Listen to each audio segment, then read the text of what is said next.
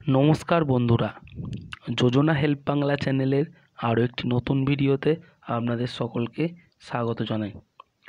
OBC certificate নিয়ে যে দুর্নীতি ঘটেছিল, যার জেরে 12 লক্ষ ওবিসি সার্টিফিকেট বাতিল হয়েছিল, সেই ওবিসি সার্টিফিকেট সংক্রান্ত মামলা চলছিল সুপ্রিম কোর্টে। গত সোমবার তার শুনানি ছিল। তো কী জানালো সুপ্রিম কোর্ট? শুধুমাত্র ধর্মের ভিত্তিতে সংরক্ষণ পাওয়া উচিত নয়, ওবিসি শংসাপত্র মামলায় বলল সুপ্রিম কোর্ট। তাহলে কি হতে চলেছে 12 লক্ষ শংসাপত্রের ভবিষ্যৎ? সেই ওবিসি শংসাপত্র যাদের আছে তাদেরই বা কী হবে? এই সংক্রান্ত বিস্তারিত জেনে নিন আজকের এই ভিডিও থেকে। তাই ভিডিওটি স্কিপ না করে প্রথম থেকে শেষ পর্যন্ত দেখুন, আর চ্যানেলে নতুন হলে অবশ্যই চ্যানেলটিকে সাবস্ক্রাইব করে নেবেন। শুধুমাত্র ধর্মের ভিত্তিতে কারো সংরক্ষণ পাওয়া উচিত নয়, রাজ্যের ওবিসি শংসাপত্র বাতিল মামলার শুনানিতে এমনটাই পর্যবেক্ষণ সুপ্রিম কোর্টের। কলকাতা হাইকোর্টের নির্দেশে রাজ্যের দেওয়া কয়েক লক্ষ ওবিসি সার্টিফিকেট বাতিল হয়ে যায়। সেই রায়কে চ্যালেঞ্জ করে সুপ্রিম কোর্টের দ্বারস্থ হয় রাজ্য। শীর্ষ আদালতে ওই নির্দেশ এখনও পর্যন্ত কোনো স্থগিতাদেশ হয়নি।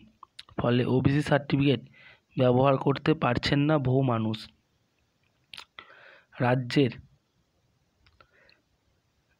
রাজ্যের আইনজীবী কপিল সিব্বাল জানিয়েছেন, রঙ্গনাথ কমিশন মুসলিমদের সংরক্ষণের সুপারিশ করেছিল। তারপরই এই পর্যবেক্ষণের কথা জানিয়েছে সুপ্রিম কোর্ট।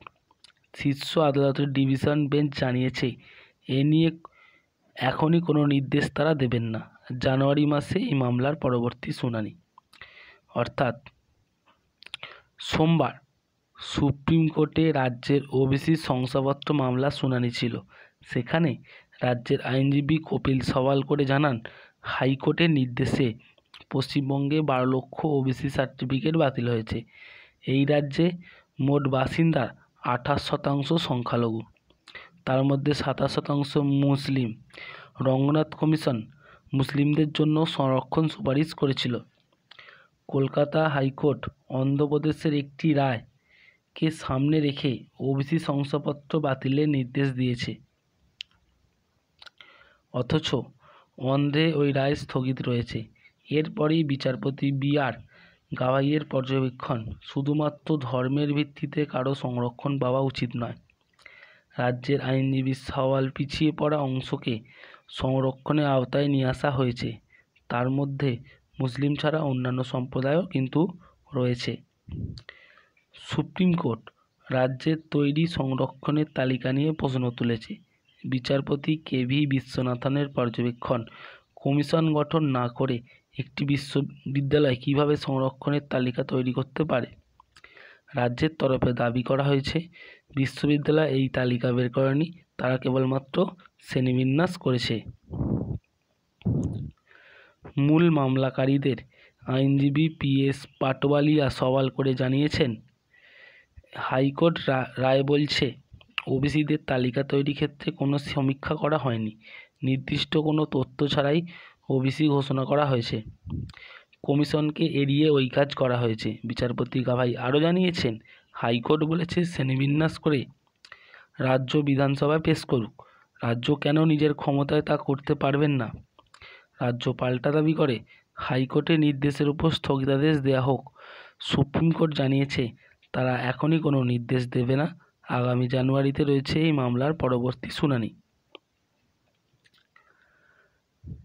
গত 22 মে বিচারপতি তপব্রত চক্রবর্তী ও বিচারপতি রাজশেখর মান্তার ডিভিশন বেঞ্চ 2010 সালের পর থেকে তৈরি রাজ্যের সব ওবিসি সার্টিফিকেট বাতিল করে দেয়।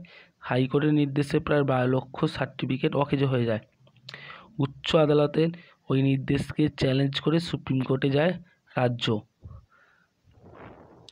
হাইকোর্টের ওই রায়কে চ্যালেঞ্জ করে অনগ্রসর শ্রেণীর কল্যাণ দপ্তরও। তো বন্ধুরা, এই ছিল সুপ্রিম কোর্টে ওবিসি মামলার লেটেস্ট শুনানি, অর্থাৎ সবথেকে নতুন শুনানি ছিল যেটা, সেইটা পরবর্তী শুনানি রয়েছে আগামী জানুয়ারি মাসে। আপাতত সুপ্রিম কোর্ট কিন্তু কোনো রকম কোনো একবারে শুনানি ঘোষণা করে দেয়নি, পরবর্তী শুনানি রয়েছে আগামী জানুয়ারি মাসে। সুপ্রিম কোর্ট এখনই কোনো নির্দেশ দিচ্ছে না। যা হবে 12 লক্ষ ওবিসি সার্টিফিকেটের ভবিষ্যৎ, তা পরবর্তী শুনানিতেই আশা করি জানা যাবে। তো এই ছিল আপডেট। যদি ভিডিওটি ভালো লাগে অবশ্যই চ্যানেলটিকে সাবস্ক্রাইব করে নেবেন এবং পাশে থাকবেন। ধন্যবাদ।